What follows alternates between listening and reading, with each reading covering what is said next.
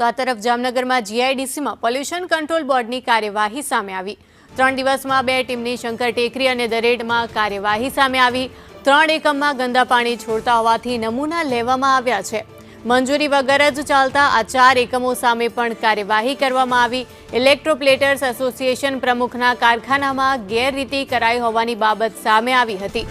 ત્યારે પ્રમુખના કારખાનામાં પર્યાવરણીય નિયમોનો ભંગ કરાયો હતો।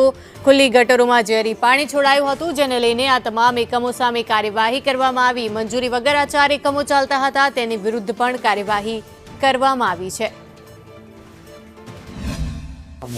બોર્ડની જરૂરી પૂર્વ મંજૂરી સીટી એટલે કે નાવાંધા પ્રમાણપત્ર લીધા વગર ચાલતા માલુમ પડેલ છે અને જેમને એકમોના મુલાકાતે અહેવાલ બોર્ડની વડી કચેરી ખાતે જરૂરી કાર્યવાહી અર્થે મોકલી આપવામાં આવેલ છે।